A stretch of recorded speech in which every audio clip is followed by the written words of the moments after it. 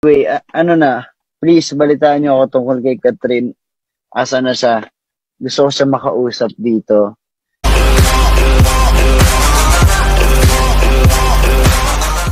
Trending at usap-usapan ngayon sa social media ang video na ito, kung saan makikita ang magkakaibigang Daniel Padilla habang ka-group chat ang mga kaibigang sila Khalil Ramos at Patrick Sugi.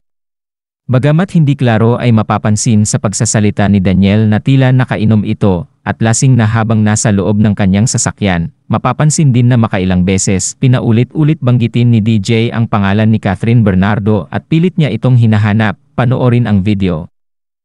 Si Catherine, ayaw bang sumali dito? Si Ariel tsaka si Catherine sali natin.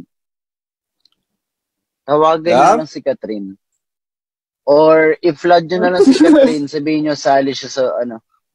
Hindi, walang sasali, sila Ria. Sila Ria, nasan si Ria, nasan si Catherine, nasan si Ariel, ano ba? Tulog. Halika na, sumali ka na sa si ano nga si Nano, favorite namin ni Catherine yun Yun, the girl from nowhere.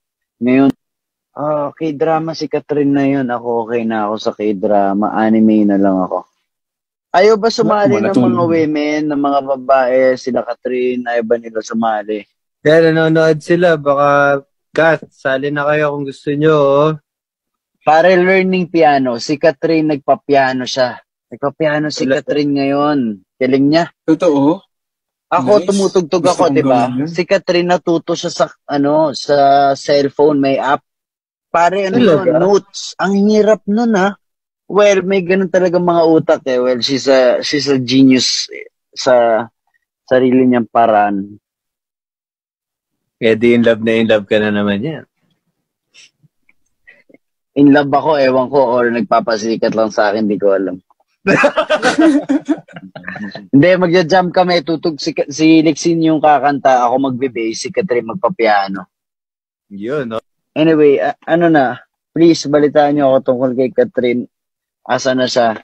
Gusto ko siya makausap dito. Kahit walang ayos yun, napakaganda ng babae na yun, hindi niya kailangan mag-ayos. Ano sabi ni Ariel tsaka ni Catherine? Asa na ba si Catherine? Kasi dapat kami nag-uusap ng ganito. Ano na? Asa na si Catherine?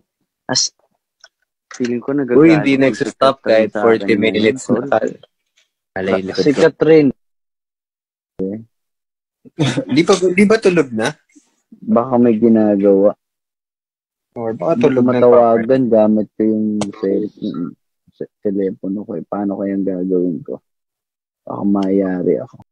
Samantala na pag-alaman na year 2020 pa pala na-upload ang naturang video sa social media, muli lang kumalat ngayon matapos maghiwalay ng Katniel, gayunman nagpapakita pa rin ito kung gaano nga ba kamahal ni Daniel si Catherine Bernardo.